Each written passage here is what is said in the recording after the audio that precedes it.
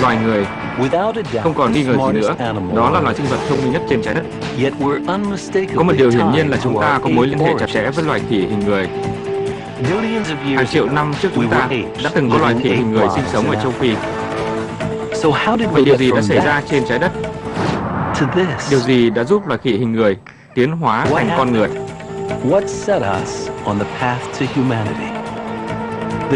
Đây là những câu hỏi phức tạp, nhưng giờ đây chúng ta đã có câu trả lời.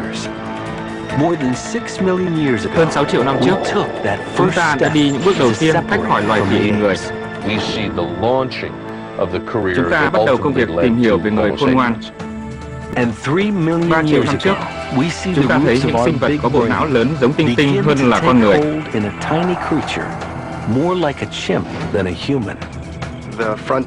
Ranh giới sự tiến hóa của loài người dường như rất mong manh. Giờ đây chúng ta biết rằng trong suốt hàng triệu năm, rất nhiều loài sinh vật giống người đã sống cùng nhau trên hành tinh này. Cho đến một ngày, chỉ còn duy nhất người khôn ngoan, một loài thích nghi rất tốt trên trái đất. Vậy con đường tiến hóa đó như thế nào và tại sao? Một giả thuyết mới cho rằng các giai đoạn biến đổi địa chất đã khiến tổ tiên chúng ta phải thích nghi hay tuyệt chủng như thế nào. Tôi nghĩ mình nên nhìn vào tổ tiên đáng tự hào và cách chúng ta tiến hóa ở Đông Phi và nói đó là cách chúng ta sinh tồn, cách chúng ta có thể sống trong tương lai. Vì vậy hãy chuẩn bị cho chuyến đi qua hàng trăm triệu năm lịch sử. Đó là câu chuyện về nguồn gốc loài người.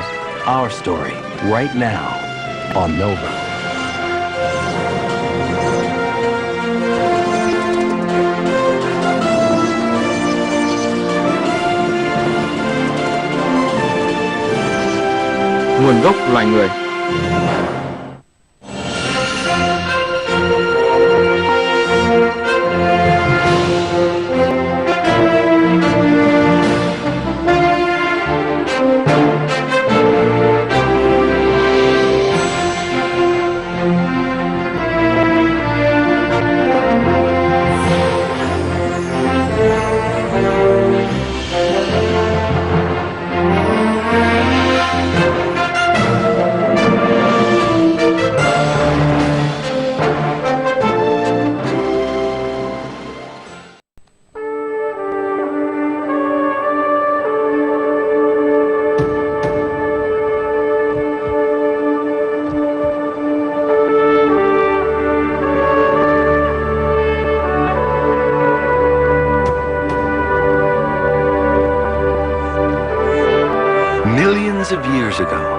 Hàng triệu năm trước, trên các đồng bằng ở châu Phi, một sự kiện quan trọng đã xảy ra.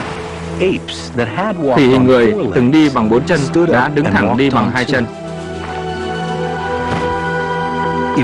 Rốt cuộc sự thay đổi tư thế này là do có sự thay đổi trong não của chúng. Bằng cách nào đó, qua thời gian, chúng trở thành chúng ta.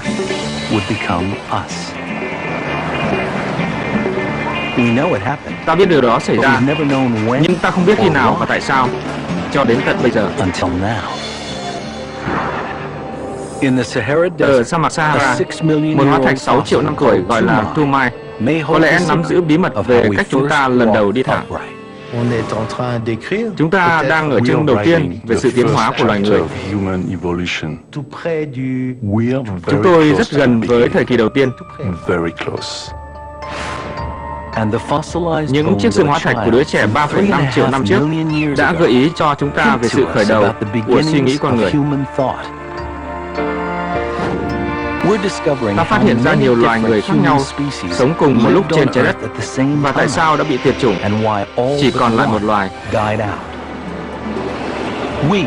Chúng ta, những người thông minh, và là loài đầu tiên còn lại một mình. Điều gì đã thúc đẩy sự tiến hóa của chúng ta?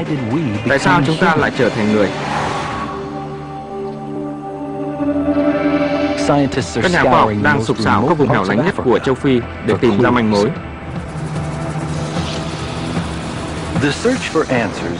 Việc tìm kiếm câu trả lời bắt đầu từ đây, ở Afar, phía đông bắc Ethiopia. Đó là một phần của thung lũng vết nứt lớn, một vết cắt lớn vào bề mặt trái đất, nơi các biến động địa chất đã tác động vào lục địa châu Phi. Hàng triệu năm lịch sử đã tạo cho vùng đất này có bề mặt như vậy. Nóng, tiêu điều và cả nguy hiểm nữa. It's hot and desolate. Dangerous too. Những sự ganh đua cổ xưa và các loại vũ khí hiện đại đã biến Alpha thành vành đai trắng xung đột căng thẳng. Nhưng Ziray Alemsuk đã biến vùng cấm địa này thành nơi làm việc của mình.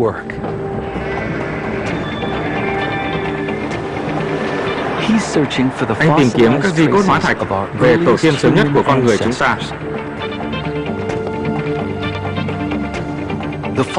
Xương hóa thạch động vật như linh dương, voi và lợn rừng có rất nhiều.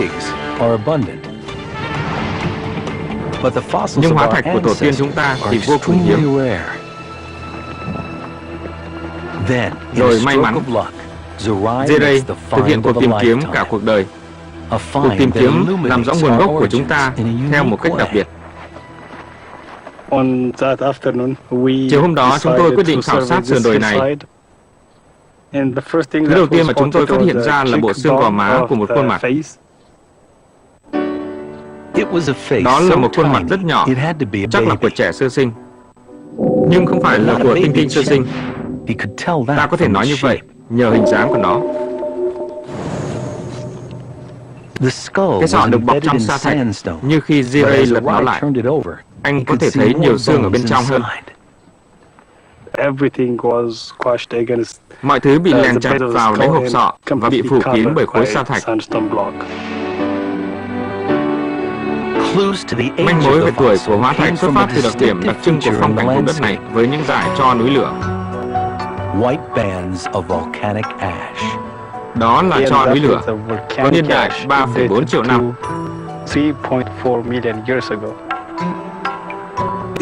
Nếu cho núi lửa đó 3,4 triệu năm tuổi, thì hóa thạch của Ziray nằm ngay phía trên nó phải ít tuổi hơn.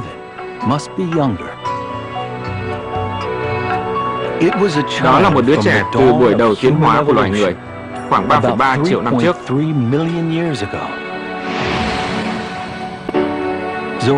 Ziray gọi đứa bé là Selam, tiếng Ethiopia là hòa bình.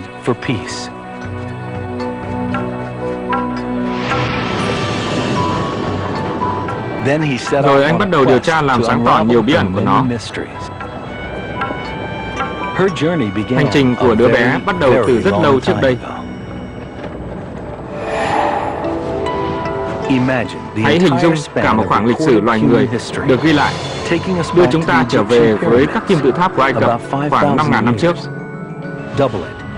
Gấp đôi nó lên 10.000 năm trước, khi thực vật được nuôi trồng và canh tác nông nghiệp bắt đầu. Gấp đôi lên lần nữa tới thời kỳ của các thợ săn chỉ băng hà, vẽ những hình ảnh gây ngạc nhiên trên tường hang động.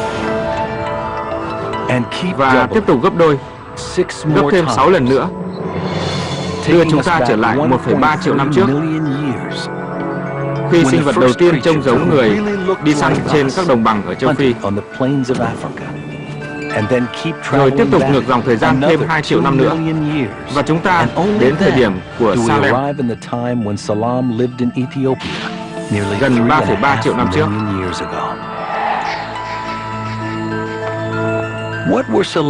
Selam và họ hàng của cô bé trông như thế nào?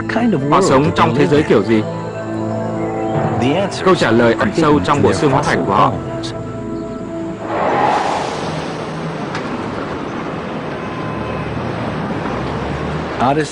Addis Ababa, Ethiopia,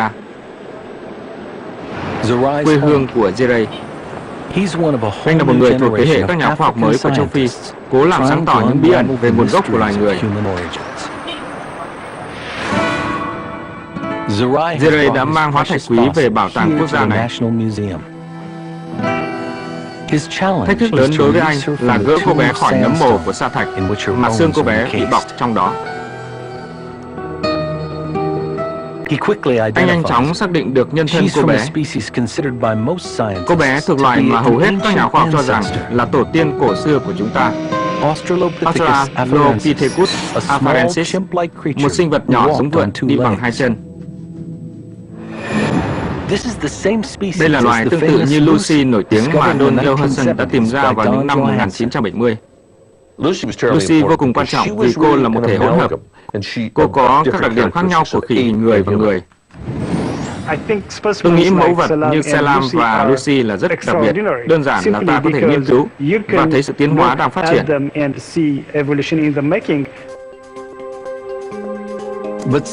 Để thấy sự tiến hóa đang phát triển sẽ mất một số công đoạn. Xương hóa thạch của Selam là đá cứng gắn với nhau bởi mạng lưới sa thạch mềm.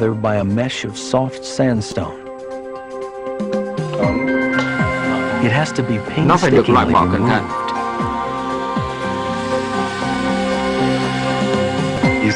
Chúng tôi mất hàng giờ, hàng ngày, hàng năm, và tôi đã loại bỏ được từng hạt cát một.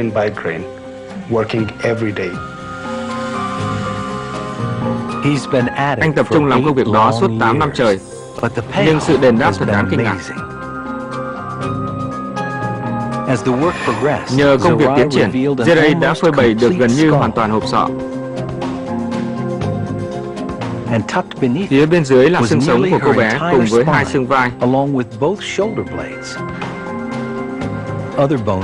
Những xương khác cũng được tìm thấy gần đó. Một bàn chân gần như hoàn thiện.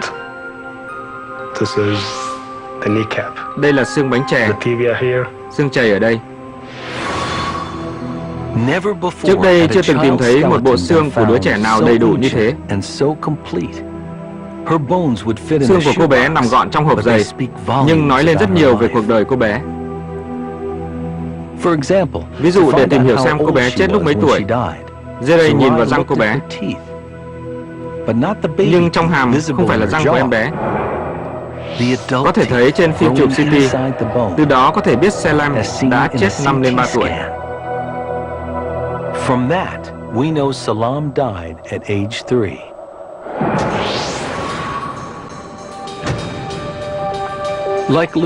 Giống như Lucy, cô bé chứng tỏ một bước tiến hóa quan trọng. Khác với khỉ hình người, những sinh vật này đi thẳng, giống như hóa thạch đầu tiên Don Johanson đã tìm thấy. Nó cắm lên mặt đất như thế, và tôi nhẹ nhàng gõ bằng giày của mình. Và đây là thứ rơi ra đất.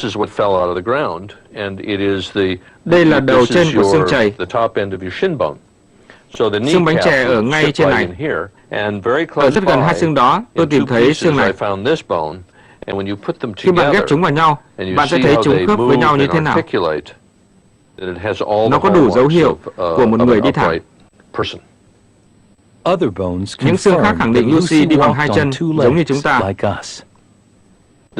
Đây là khung xương chậu của Lucy, và bạn có thể thấy nó khác với của vượn như thế nào. Sự thay đổi hướng của những xương chậu này, ở vượn chúng hướng thẳng, còn ở đây là khung xương chậu khác với ngày nay.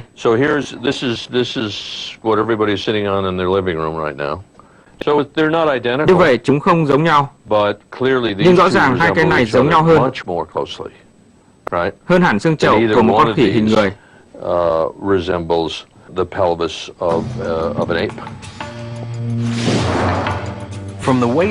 Từ eo trở xuống, Lucy giống chúng ta. Từ eo trở lên, cô bé và loài của mình là khỉ hình người. Xương vai của Selam giống với xương của vượn, giúp cô bé có thể dễ dàng leo trèo và đu cây.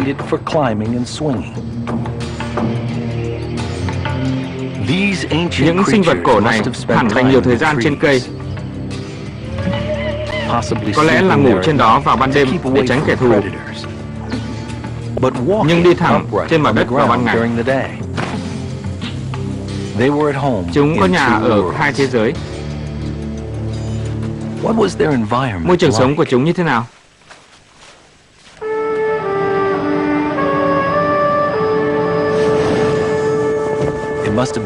Chắc sẽ rất khác so với thung lũng vết nứt lớn ngày nay. Qua biên giới của Kenya là một trong những nơi cằn cỗi nhất và nóng nhất trên thế giới. Một sự bành trướng của đá núi lửa và sa mạc, như thiêu như đốt. Hiện giờ nó là như thế. Nhưng có một bằng chứng thuyết phục cho phần lịch sử của nó. It was very different. Đó là nó rất khác. Researchers Các nhà nghiên cứu bất chấp nhiệt độ cao vẫn nghiên cứu những dấu hiệu biến đổi are seeing của vùng thung signs lũng of a Sugata dramatic này. transformation here in the Suguta Valley. Thung lũng Sugata hoàn toàn bị nước bao phủ lên tới độ cao 580 mét. Bạn có thể tưởng tượng rằng cả thung lũng này bị lấp đầy bởi một cái hồ lớn. Một cái hồ lớn sâu hơn mọi cái hồ lớn. Thực tế, cả lục địa châu Phi từng ẩm ướt hơn nhiều so với bây giờ. Hàng triệu năm trước, từ rất lâu trước thời Selam và Lucy, châu Phi là một môi trường nhiệt đới ẩm ướt, được bao phủ bởi rừng nhiệt đới.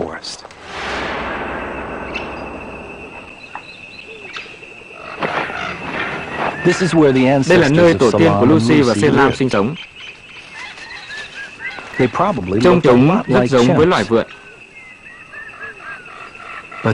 Nhưng rồi châu Phi bắt đầu dần dần khô ráo hơn.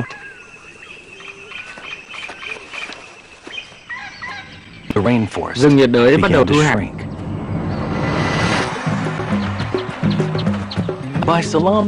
Vào thời của Selam và 3 đến 4 triệu năm trước, thung lũng vết nứt lớn là tổng hợp các môi trường khác nhau. Chúng ta biết điều đó nhờ vào hóa thạch của động vật sống ở đây.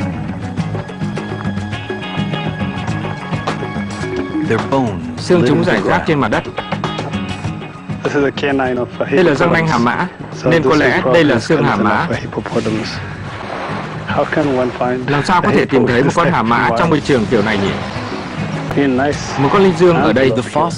Các hóa thạch kể câu chuyện về phong cảnh đã biến mất. Đây là hàm dưới của một con linh dương. 3 triệu năm trước, thung lũng Rift là sự chắp vá các đồng bằng đầy cỏ, các khu rừng rải rác, hồ và sông. Chắc chắn rất khác so với những gì ta thấy ngày nay. Một con lợn ở đây. Do môi trường thay đổi, các nhà khoa học tin rằng tổ tiên của chúng ta cũng thay đổi.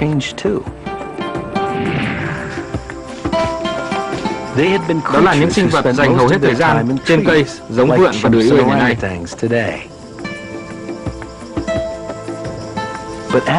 Nhưng vì rừng của chúng bị thu hẹp, vài con trong số đó phát triển đặc điểm mà ta hiển nhiên cho rằng là đi bằng hai chân. Đây là một trong những đặc điểm đặc trưng của con người.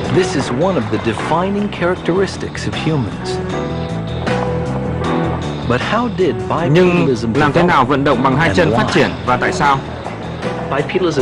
Vận động bằng hai chân là đặc điểm không bình thường. Không có động vật có vú nào đi bằng hai chân như chúng ta. Thật khó mà tìm hiểu được tại sao điều đó lại xảy ra. Có rất nhiều giả thuyết. Một trong số đó là chúng đứng lên để có thể nhìn qua được ngọn cỏ cao. Một giả thuyết khác là để hái quả ở những cành cây thấp như loài tinh tinh làm ngày nay. Một giả thuyết khác cho rằng chúng đứng lên để thấy mát hơn, để không phải chịu nhiều ánh sáng mặt trời. Tôi nghĩ ý kiến thuyết phục nhất là để tiết kiệm năng lượng. Năng lượng rất quan trọng để sinh tồn.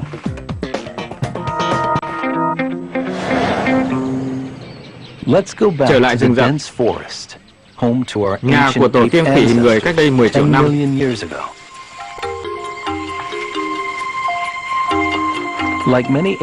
Giống khỉ hình người ngày nay, chúng hợp với cuộc sống trên cây. Chúng rất giỏi trèo cây, giỏi một cách phi thường. Trên mặt đất thì hình người này có thể đi bằng hai chân một đoạn ngắn nếu chúng phải mang thứ gì đó.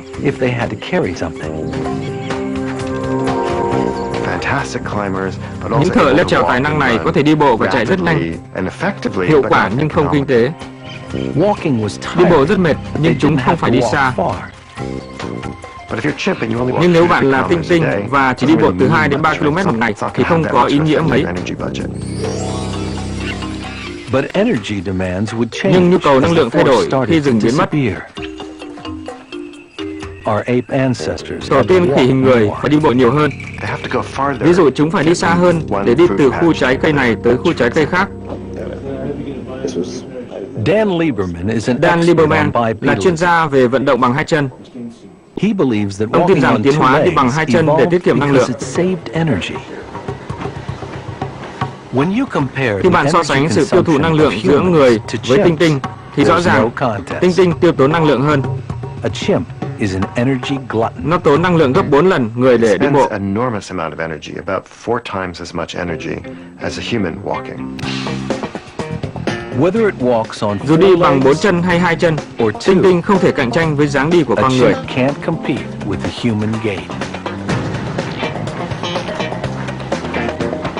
It's poorly designed to withstand Nó được thiết kế tồi It has để to chịu spend được a lot trọng of lực. muscular effort to keep itself Phải dùng nhiều cơ bắp collapsing để into giữ a cơ thể little không bị pile sụp of xuống. chimpness or whatever, with each step. According to Lieberman, Theo Lieberman, small những khác biệt anatomical về kết cấu cơ thể differences giúp tiết kiệm năng lượng created lớn, large đưa energy tổ tiên chúng ta vào con đường vận động bằng hai chân. setting our Con đường cuối cùng ancestors on the dẫn path tới chúng to ta. bipedalism, a path that would eventually lead to us.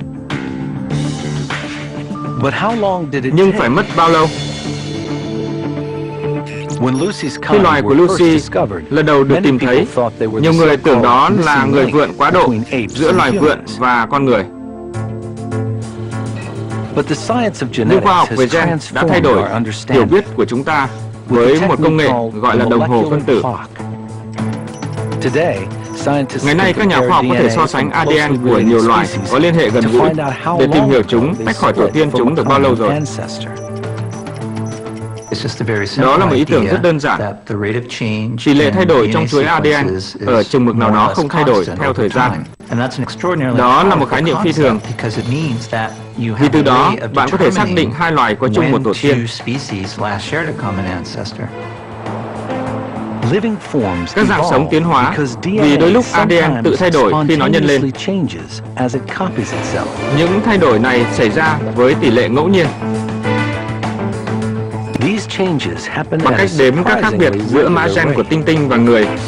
Ta có By thể counting tính toán the chúng differences tiến hóa between cách the xa nhau bao genetic lâu. code of chimps and humans, we can calculate how long they've been evolving away from each other. Niên đại thường là khoảng từ 5 đến 7 triệu năm trước, khi lần cuối người và tinh tinh chung một tổ tiên. Here was proof that humans Đây là minh chứng diverged loài from người the tách khỏi apes khỉ hình much người sớm hơn earlier chúng ta than we tưởng, thought, khoảng 6 triệu năm trước. about 6 million years ago. It shows Lucy Điều đó and chứng tỏ Salam Lucy weren't và one Zelam step không phải là một removed bước from tiến chimps, tách but khỏi many. loài tinh tinh, mà có nhiều bước. They may even be Chúng có thể closer gần to với us chúng ta than hơn to the tổ tiên first loài người đầu human tiên. ancestor. So what came before Vậy loài nào có Lucy trước and Lucy và Salam? Zelam? Who was Ai là our tổ tiên cổ earliest xưa nhất ancestor? của chúng ta?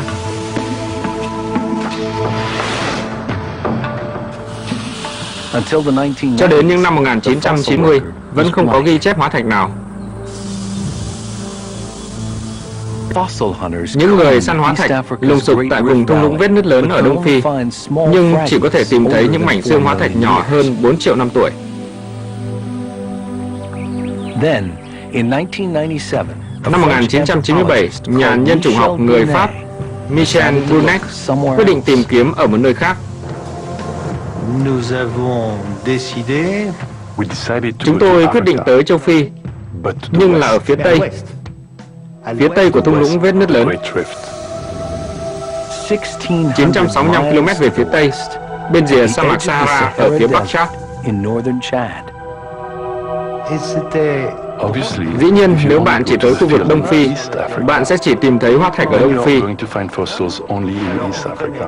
Đây là vấn đề. l'Afrique orientale. Tel était This was the situation. Michel was Michel looking tìm in ở a một place nơi where the mà một few ít hóa animal thạch động vật fossils ông he khai quật turned được up đều were có all tuổi đời around khoảng 6 6 triệu năm million tuổi. years old.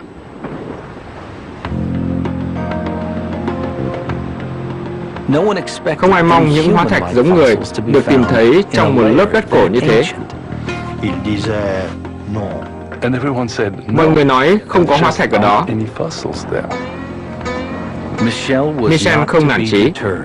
He was stubborn. Ông rất kiên Many quyết. thought to the point of madness. Nhiều người nghĩ ông điên. He and his team Ông và spent nhóm của mình years dành hàng năm searching tìm the kiếm desert trên sa for mạc signs những of dấu our hiệu về tổ tiên của ancestors. chúng ta. And year after year, Nhiều năm dòng, they họ came chẳng up tìm được gì. then, on their Trong chuyến thám hiểm lần thứ 26, năm 2001, họ tìm thấy một hộp sọ méo mó và bị vỡ khoảng 6 triệu năm tuổi. Họ gọi đó là Sahelanthropus tashensis. They called it Sahelanthropus chidensis. There were no bones Không có xương apart tách from khỏi the hộp skull. sọ. Could it be a Đó có human thể là tổ tiên loài người ancestor hay or khỉ just hình người another khác. ape? The skull was so Hộp sọ bị deformed, méo mó đến it was nỗi difficult khó mà to có thể tell. nói được điều gì. Michel would have Michel to phải tái tạo reconstruct. nó.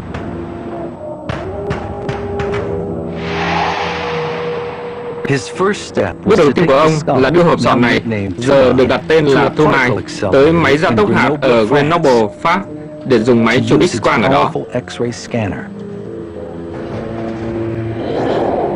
Over 1,000 Hơn 1.000 pictures bức of ảnh the của hóa fossil thạch được were chụp để taken tạo hình ảnh to 3D build của a hộp sọ bị 3D vỡ này. image of the crushed skull. Using the virtual Dùng image, hình ảnh ảo, the skull hộp could sọ be có thể được khôi restored phục to hình its dạng gốc. original shape. It was then reproduced Sau đó, by a type nó được of tái tạo 3D bằng máy in 3D equipped sử dụng with tia laser lasers which làm hardened cứng chất plastic. dẻo lại. When it finally Khi cuối cùng được rose đưa from lên its khỏi bath, bồn nước, mẫu đúc của hộp sọ sẵn sàng cho nghiên cứu chi tiết. was ready for detailed study.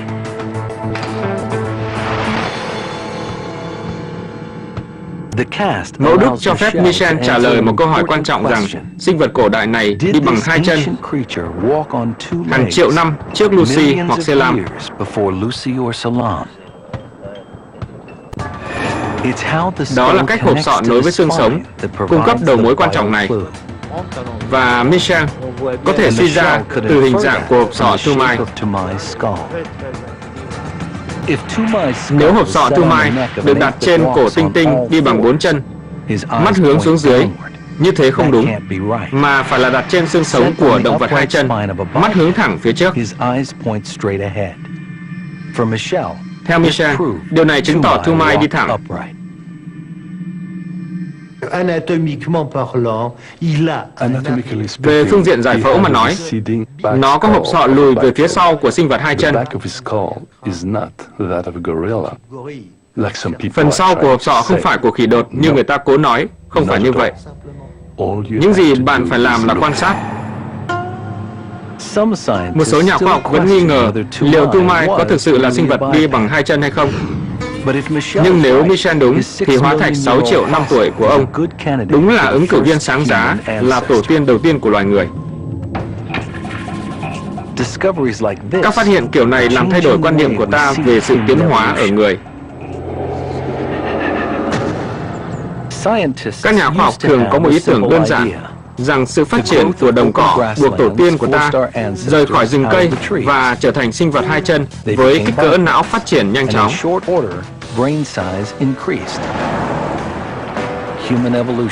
Sự tiến hóa ở con người đã diễn ra.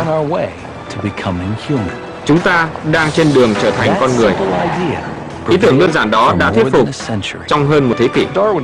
Darwin nghĩ chúng ta rời cây đi thẳng trên mặt đất, giải phóng bàn tay, tạo công cụ, có não lớn, bớt răng nanh và nhiều thứ khác cùng một lúc. Nhưng đi thẳng không thể dẫn tới não lớn được. Từ Tumai tới Selam, cả hai loài đi bằng 2 chân, nhưng bộ não vẫn nhỏ. Và đó không phải là những sinh vật duy nhất.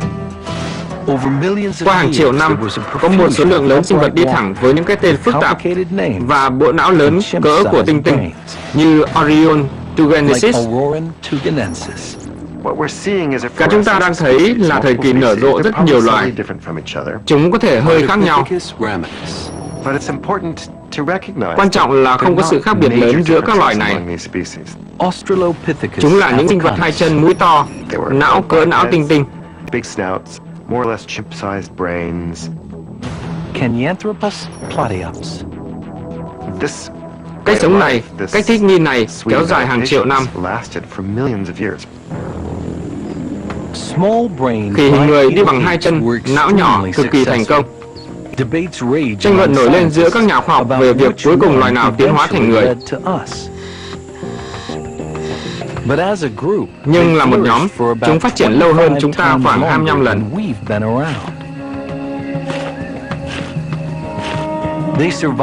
Chúng tồn tại và phát triển với cùng cỡ não gần 4 triệu năm.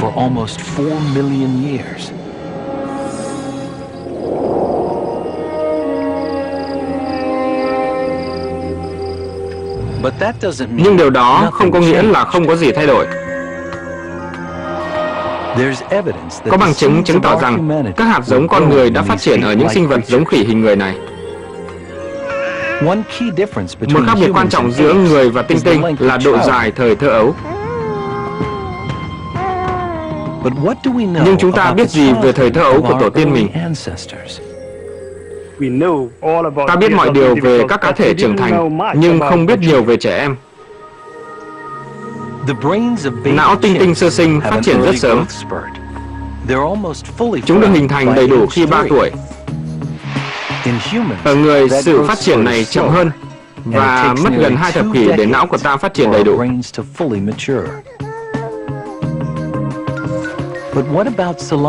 Nhưng còn não của Selam từ 3,3 triệu năm trước thì sao? Sọ cô bé sẽ cho ta biết những gì ta cần. Ta có răng sữa của cô bé và răng trưởng thành. Điều đó cho ta biết tuổi của cô bé là 3 tuổi. Chúng ta có mẫu đúc phần bên trong hộp sọ cô bé, cái cho ta biết về não cô bé. Khi có cái này, bạn có thể đo trực tiếp xem não được hình thành như thế nào khi 3 tuổi.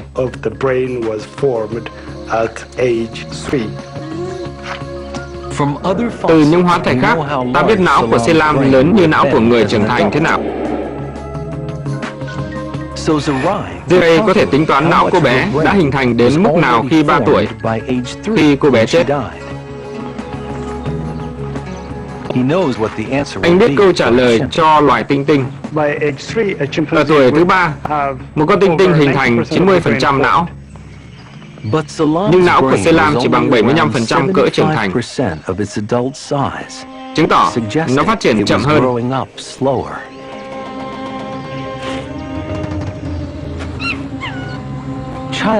Thời thơ ấu là thời gian để cô bé học cách sinh tồn mà gia đình cô cần để sống trong một thế giới nguy hiểm.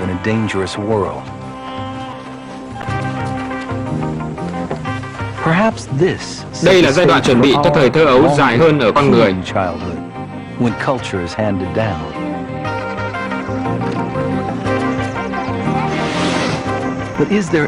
Nhưng có bằng chứng nào khác cho thấy não của Selam giống não con người và khác tinh tinh hơn hay không? Để tìm hiểu, hãy so sánh não người với não tinh tinh. Đây là não của người họ hàng gần nhất của ta, não tinh tinh, hơi lớn hơn so với động vật linh trưởng đặc trưng.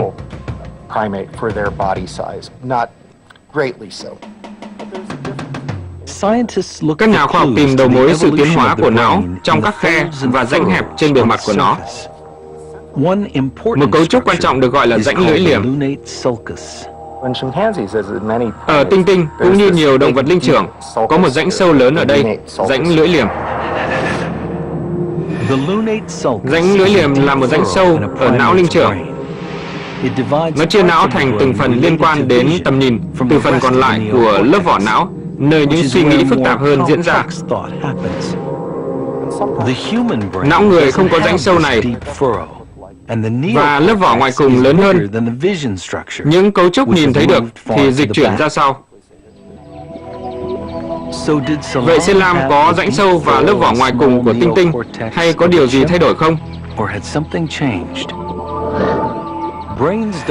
Não không hóa thạch, nhưng hộp sọ hoàn thiện đáng kể của cô bé đã cung cấp một cách nhìn về cấu trúc khác nhau trong não cô bé. Mẫu đúc của hộp sọ này được gọi là mẫu đúc não, bảo toàn ấn tượng bề mặt của não. Ralph Holloway có một bộ sưu tập 300 mẫu khuôn đúc não từ nhiều tổ tiên của chúng ta. Thứ mà các nhà cổ sinh học như tôi tìm là những dấu hiệu trên mẫu đúc não gợi ý sự tái tổ chức đang xảy ra.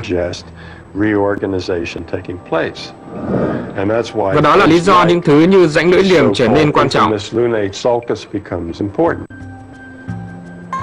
Ralph khẳng định khi tổ tiên giống tinh tinh tiến hóa thành những sinh vật như Selam và Lucy, rãnh lưỡi liềm, rãnh hẹp đánh dấu cấu trúc nhìn thấy được lùi ra sau, chừa chỗ cho lớp vỏ ngoài cùng lớn hơn phần suy nghĩ của não bộ.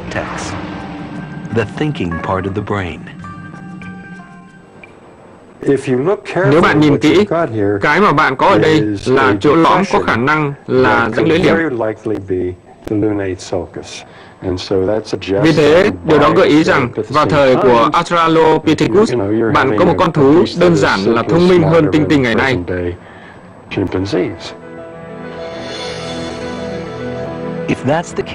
Nếu thế thì mặc dù vẫn là cỡ não của tinh tinh, nhưng não của Selam đã kết cấu lại. Nhưng còn cả chặng đường dài.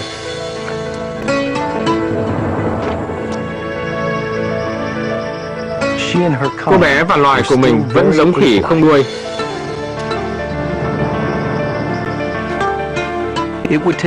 Phải mất 1 triệu năm tiếp theo, hạt giống con người có trong cấu trúc nhỏ bé của Selam mới kết trái.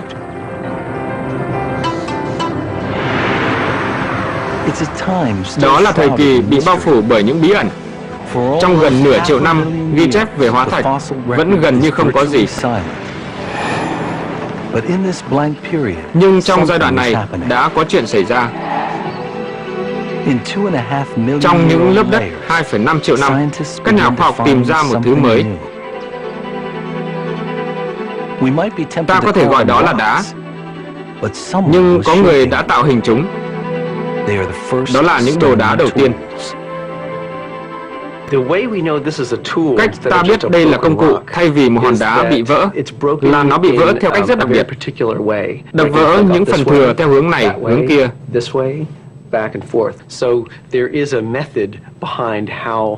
Có một phương pháp để làm vỡ hòn đá này để tạo thành công cụ. Đó không phải là phương pháp tùy tiện. Được xem là không có khả năng được làm bởi Australopithecus, loài của Lucy. Australopithecus xuất hiện khoảng vài triệu năm và không chế tạo đồ đá. Nhưng nếu không phải là loài của Lucy thì là ai? Khoảng trống trong ghi chép hóa thạch khiến ta khó nói được. Nhưng điều đó không bất ngờ. Công cụ được bảo toàn dễ dàng, các khúc xương được bảo toàn kém hơn. Cuối cùng, sọ của một loài sinh vật mới xuất hiện. Đây có phải là loài làm ra công cụ hay không?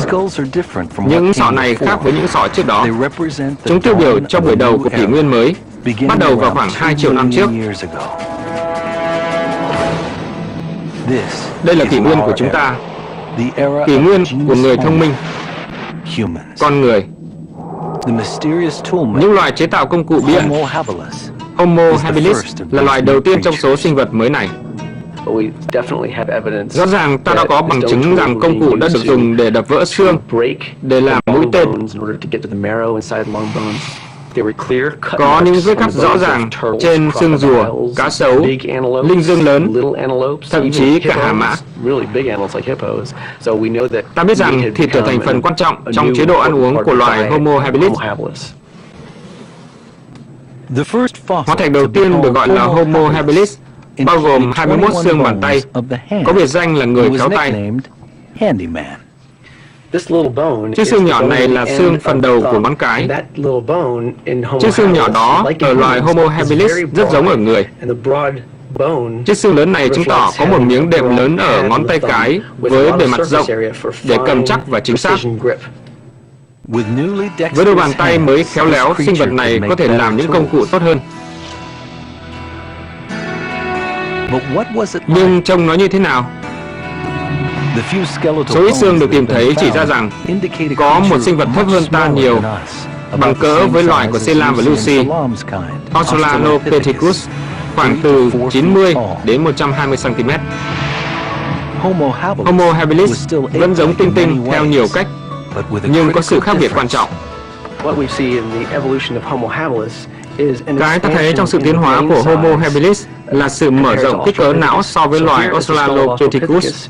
Đây là sọ của Australopithecus và nó không có trán. Nó chỉ có một dốc thẳng phía sau hốc mắt, một cái trán dốc được nâng lên. Ở Australopithecus, phần phía sau hốc mắt bị bó chặt cũng thể hiện một khu vực trán nhỏ. Trái lại, ở Homo habilis, ta thấy có sự mở rộng. Khu vực phía sau hốc mắt đó chỉ rõ một sự mở rộng trong khả năng nhận thức, các chức năng cao hơn, các chức năng hợp lý hơn của não. Đó là sự mở rộng tương đương sự nhân đôi thể tích não. Một khi bạn đi từ thể tích 400cc ở Australopithecus tới 700 đến 800cc ở Homo habilis, bạn sẽ có sự gia tăng lớn về khả năng nhận thức. Cùng với bộ não lớn hơn, Homo habilis bắt đầu trông giống người nhiều hơn. Đường nét của sọ hóa thạch cho phép nhà khoa học Victor Dick phát hiện ra các khuôn mặt của loài người.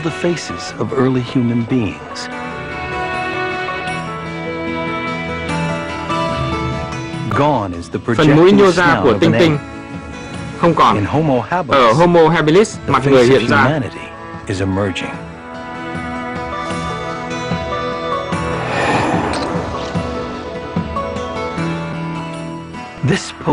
Việc này phơi bày một bí ẩn lớn.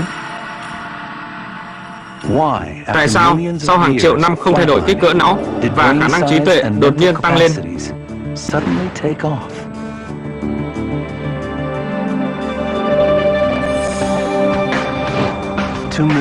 2 triệu năm trước, điều gì đã khởi động sự tiến hóa của loài người?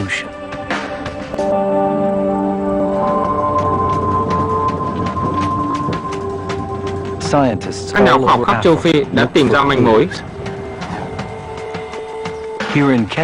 Ở Kenya, họ đã tìm ra một vài manh mối tại cực nam thung lũng vết nứt lớn. Đó là trung tâm hoạt động kiến tạo, nơi các lớp đất cổ bị dồn lên bề mặt. 10 triệu năm trước, châu Phi là một nơi ẩm ướt hơn nhiều. Một khu rừng nhiệt đới dần khô ráo từ đó.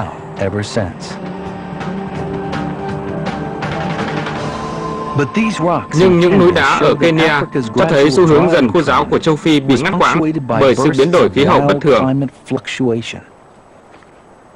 Rick Potts là chuyên gia nghiên cứu những tảng đá này.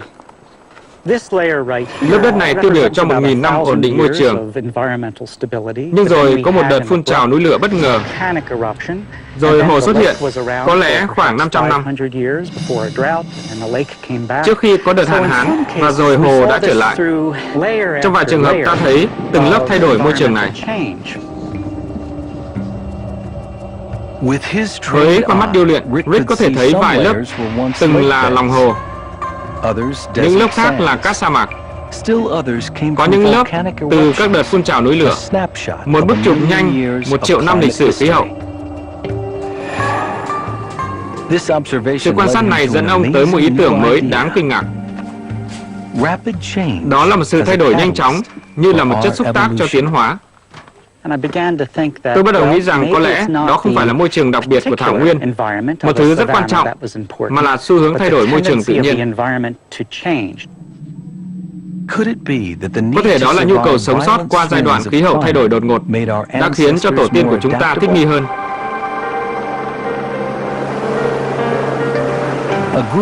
Một nhóm các nhà khoa học từ Đức tới đây để tìm hiểu những biến đổi khí hậu này.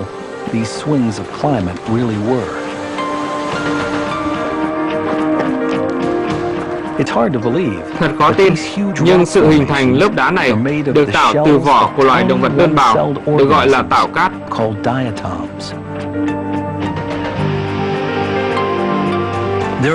Có rất nhiều loài khác nhau, nhưng chúng cùng sống dưới nước. Vỏ của chúng tụ lại trong các lớp đá tích lũy qua hàng triệu năm, chứng tỏ cả thung lũng này từng là một khu hồ lớn. Annette Junglinger phân tích những mẫu đá này dưới kính hiển vi.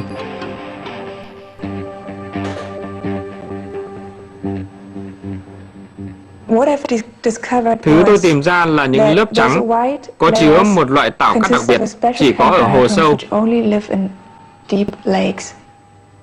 But between the Nhưng white giữa các lớp trắng đó, she also cô cũng finds tìm thấy other các loài tảo species cát of khác, diatoms chỉ tìm thấy which ở những only chỗ nước live nông. in shallow water.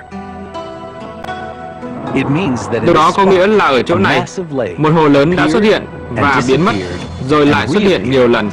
many times. Những hồ này rất quan trọng, không phải là những ao nhỏ. Chúng tôi có thể chứng minh là một loạt hồ xuất hiện theo chu kỳ. Khi chúng tôi nói về hồ nước ngọt kích cỡ hồ Victoria, lấp đầy cả thung lũng Rift rồi biến mất. Một lượng nước khổng lồ chảy qua khu vực này, dòng chảy liên tục và sự quay vòng và lại thay đổi. Một thời kỳ kinh khủng để sống ở đây. Không phải thay đổi theo một hướng duy nhất, mà là thay đổi qua lại. Ngược với nền tảng của xu hướng khô ráo chậm, châu Phi thay đổi định kỳ theo sự biến đổi khí hậu, ẩm ướt, khô ráo, rồi lại thỉnh thoảng ẩm ướt trong khoảng 1000 năm. Hạn hán nghiêm trọng xen với những cơn bão và gió mùa. Sông và rừng xuất hiện rồi biến thành đồng cỏ khô, tất cả chỉ trong nháy mắt tiến hóa.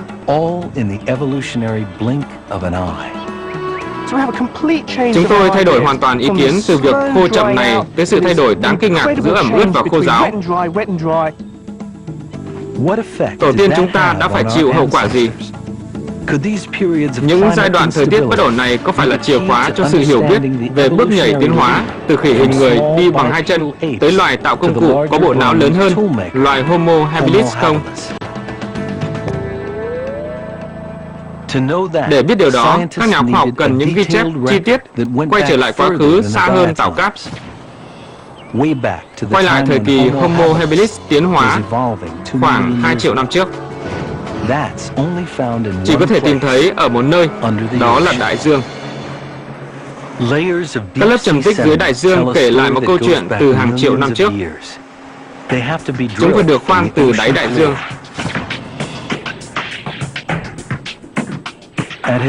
Tại phòng thí nghiệm ở vùng nông thôn New York, Peter giữ hàng ngàn lõi cát, bùn và đá, một thư viện các lõi khoan của đại dương.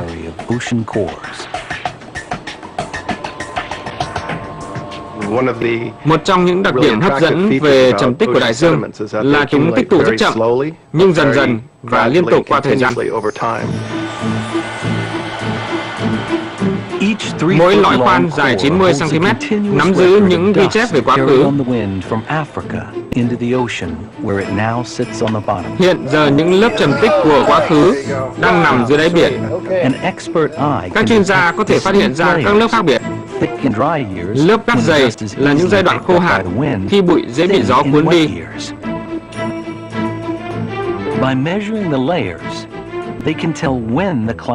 Lớp cát mỏng là giai đoạn ẩm ướt. Bằng việc đo các lớp đó, họ có thể nói khi nào khí hậu ẩm ướt hay khô ráo. Có thể nghiên cứu trầm tích sâu dưới đáy biển, giống như một cuốn sách lịch sử trái đất về những biến đổi khí hậu xưa.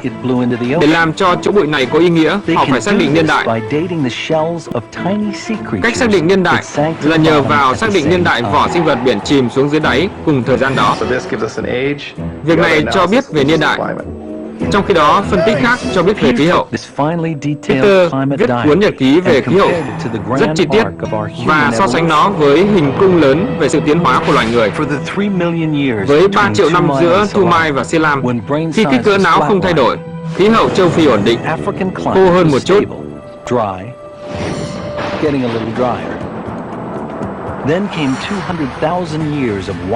Rồi đến 200.000 năm, khí hậu thay đổi khắc nghiệt, giữa ẩm ướt và khô ráo. Trong suốt thời gian đó, công cụ bằng đá xuất hiện cùng với các sinh vật có não lớn chế tạo ra chúng. Châu Phi cũng là nhà của nhiều sinh vật giống người khác. Sự bất ổn của khí hậu đã tạo áp lực lên chúng.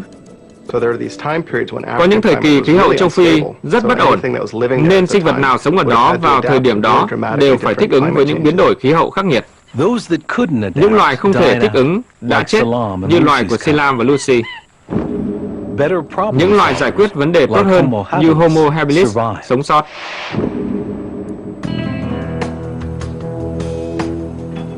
Những phát hiện mới về sự biến đổi khí hậu đột ngột thời xa xưa ở châu Phi giúp Rick Potts trình bày chính xác giả thuyết vững chắc về sự tiến hóa của loài người. Ý kiến truyền thống của chúng tôi về sự tiến hóa của loài người là thảo nguyên, đồng cỏ, cây cối là động lực. Nhưng thay vào đó, điều chúng tôi phát hiện ra là khí hậu luôn biến đổi. Vì thế, ý kiến chúng tôi theo đuổi là bản thân tính biến thiên là động lực cho sự tiến hóa, và tổ tiên chúng ta đã thích nghi để tự thay đổi.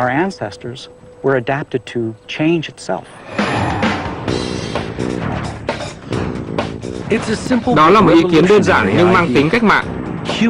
Sự tiến hóa của loài người là một thí nghiệm của tự nhiên với tính biến thiên. Chúng ta không chỉ thích ứng với một môi trường hay khí hậu, mà thích ứng với nhiều môi trường. Chúng ta là những sinh vật của sự biến đổi khí hậu. Tôi nghĩ ta nên nhìn vào tổ tiên đáng tự hào của mình, cách họ tiến hóa ở vùng Đông Phi, và nói đó là cách chúng ta sinh tồn, và chúng ta có thể sống trong tương lai vì ta là sinh vật đó, vì ta thông minh như thế. Ngày nay, biến đổi khí hậu dường như đang đe dọa sự sống. Nhưng có thể nó giữ chìa khóa của một chuyện kinh ngạc về cách chúng ta trở thành người như bây giờ, vì nó đã không dừng lại ở 2 triệu năm trước. Những biến đổi khắc nghiệt này tiếp tục 1,5 triệu năm tiếp theo, đẩy tổ tiên chúng ta vào con đường cuối cùng, tiến hóa thành sinh vật thông minh nhất mà thế giới từng biết.